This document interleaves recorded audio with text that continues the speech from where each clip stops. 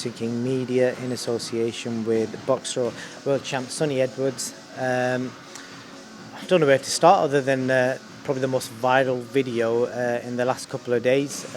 So obviously we spoke a lot about it already, but I want to ask you first is about the public reaction. You must have read the comments, and you're normally getting trolled by people on Twitter everywhere, talking about your character, your MTK connection, all that sort of stuff. People are always like giving you shit. But I saw a massive change in the last 48 hours.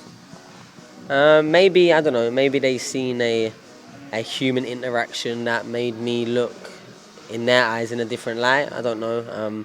Like I said before, I'm up for the challenge. I'm very confident in my physical, athletical abilities, and if someone wants to spend their own hard-earned money and travel 4 hours with the wish to spar me,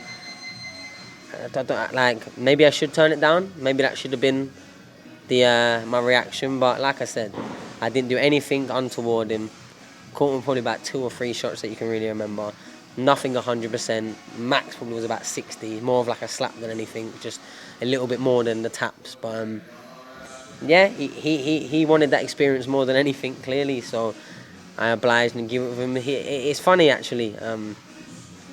We've somehow become some low-key, off-key friends. I don't know how it's worked out, but I gave him a call later. We're gonna stay in touch.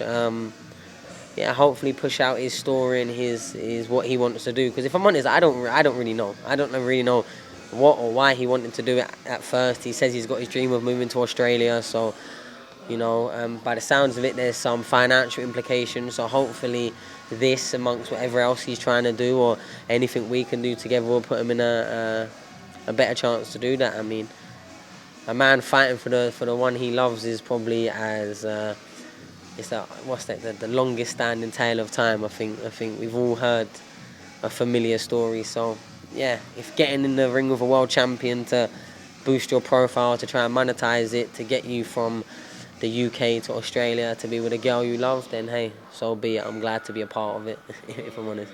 One of the first things I want to ask is, and now reflect back on the whole situation. When I walked into the gym, you was like really agitated. You literally looked like you was ready for you was going to smash him up. But as soon as you stepped into that ring, it all switched. At what moment did you think, you know what, I'm going to take it easy here. I'm just going to let this guy burn himself out? I've got such a good grasp of physical competition, I guess, that I know what it looks like from outside, right? I could see he couldn't shape up. He was trying to punch as hard and as fast as he could, and I could literally stand still in front of him with my hands down and move before the punch got to me. So there was nothing to gain. I didn't want to physically teach him a lesson. I wanted to show him how deep the waters can be. You hear people talking about wrestling someone like a Brazilian jiu-jitsu and having no experience is literally suffocating and drowning in water and not knowing how to swim. And I think boxing in certain ways can be like that. If you see what I was doing to him, I was just sort of showing him that I could put my body where I wanted. If I wanted to throw and I was catching it on my hands, this is the shots that could be landing and sort of raining on this sort of... I was just kind of trying to show him, but not just him. A lot of people go, oh, why do you need to live stream it? One, that was his whole... his intention was to go viral. He even said in a post-fight interview that one of the reasons that really made him kind of keep on is that he was seeing the numbers that he was getting because I was going back and forth with him, and it kind of got addicted to him. And I think it's easy for people to get sort of some sort of attachment to engagement, impressions, clout, numbers on the screen, and he's got a goal that he's trying to achieve. So, like I said, he came down. I was agitated, but obviously just understand that half an hour before this, I'm sat on the sofa with my 2 sons on my day off. Someone was actually at my gym. It's a bit of a... Outside of now him being cool and it being good and it being respectful, he could have come to my gym, and as I pulled up, he could have tried smashing up my car. He could have tried attacking me. He could have tried anything. So obviously I'm in fight week mode, even though it's I didn't know what I was walking into. I know it could have been 10 of them.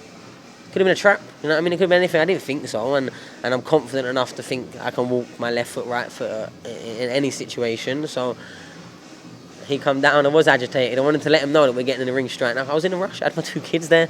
The only reason there was other lads really in the gym is so that there was hands to look after my kids. And yeah. But the moment that I knew what it was, I taught him the lesson of this is the difference between a normal human being. I say normal, I don't mean an offensive. Just someone that doesn't spend 6 days a week training to be a fighter. Like, that's how it looks like when you lot fight. And that's how it looks like when us lot fight. So then if you put one of us lot with one of you lot, that's what it looks like. You don't see that enough. You see two boxers, and the one that's slightly worse or slightly not as good is a bum, is useless, is shit. But another point on that is that the fact that you're able to move like that and do stuff like that with the, you know, I don't mean no disrespect, but you do it with dad bod, and you're like you should be a role model for guys with dad bods, and you're a dad of two. Yeah, of course. I trim up a little bit when I need to, but I always have been. Like, some people, they look and rely on certain things and have importance on certain things. Me, I just stay in the gym all the time. I'm sparring all the time. I'm training all the time. And yeah, okay, my abs might disappear. You know what I mean? I might get a little thing. But at the same time, I'm developing in other areas. You can see the physical developments on me. You can see I've got a longer process. I need to be coming up to the weight, training at a weight, and then bringing it down properly to keep improving, to keep gaining strength. Yeah, maybe I could go on strict diet plans. But at the same time, a lot of it's just fats you need to start working with. And other nutrients in your soul. And I was talking about the comments. I could pick out so many, but this one sticks out to me. Wow, massive respect to Sonny. Not only does he take time out from being a dad to give this guy a chance to spar with the world champion, but also shows how much of a gentleman he really is by teaching him a lesson without hurting him. I think it says a lot about you, because I know you personally and I know what you're like, and I think that kind of shows the people on the social media world, whatever you write on Twitter, etc. You're a proper dude, you know, away from all that. Yeah, I'm just who I am. Like, I try not to put bad energy towards anyone else. I try not to have that coming out of me. I don't want to make anyone feel away, or like, it's not. I know I'm a very good fighter. I'm a world champion, arguably the number one in the division. Arguably, in a couple of years, going to be one of the top pound fighters in the world. So no, I don't need to show probably a 30-something-year-old man who's never laced up gloves in his hand before that I'm this much better than you. I can do that by showing you what I can do without doing it. I didn't want to put him down. I didn't want to hurt him. I didn't want to knock him out. I didn't want, like, even every single time he stumbled a little bit, I offered him a way out. Every time I hit him with that little bit of a 60% shot, I wanted him to quit then. And if not quit, I didn't want to hit him after that. You can see I even told him, look, on my 2 kids last, I won't hit you again. Look, come on, just hit me, try and fight me. Like, let's get the workout now. Like, I was ready for that. Like, I would not have hit him again. But then he shouted at me, give me my respect and fight me. So after hitting my gloves for a minute, I think I caught him a couple more shots. He wanted to fight, you know what I mean? So if it like, okay, yeah, maybe I'll get in trouble. Who knows? Maybe. I've not heard enough. Maybe, yeah. But you shouldn't. No. But at the end of the day, the reason why I say that, yeah, is because maybe there's something like professional fighters shouldn't be in. But at the end of the day, if someone's going to pull up to your house, pull up to your gym, yeah, requesting, offering it out to spar you, then tweeting, if you don't turn up, I'm going to come to your house, I'm going to get your address. Like, what is a man supposed to do? I didn't take the piss. I didn't even put him down. I caught him with 2 or 3 or maybe shots. I think, cut a long story short, the board just need to read the comments, and I think the case is closed with that, and the public perception was all positive, and I think that kind of just sums it all up. Hopefully you've got loads of new fans who appreciate you for what you actually are now. Yeah, I mean, don't get me wrong, I'll probably do something next week where I'm a dickhead again, so it just, that is life. Like, emotion needles in the middle, and people want you to go one side of it, so, yeah. But I feel like what that should have highlighted at very least, and bear in mind, Grant weren't even there at the gym, bear in mind. What that highlighted at the very least is how you get dealt with or when you come down our gym. Still very respectful. We got offered a head guard, he got offered gloves, didn't want the head guard for whatever reason. He got dropped to lift home to the train station by Junaid Boston, 1-0 pro. So, like, he had someone doing his corner, he was giving him water. You know what I mean? It's like, he weren't disrespected, he weren't hurt, he weren't showing anything. No matter that if it's someone on that sort of angle or it's someone coming into the gym for sparring or something else, it doesn't really matter. You get dealt with accordingly, you get dealt with respectful. If you respect the gym, respect the people in it, it's all nice, sunshine and rainbows. You even get a lift, bottle of water and a lift to the train station. So, yeah, like I said, it was a good little fun little goings on, and I'm glad that obviously no one got hurt. Obviously, that's paramount. But I can adjust to what it is. I'm not a piss taker. I'm not a bullier. Like, boxing means way too much for me than to have the advantage and still try and take the piss. You know what I mean?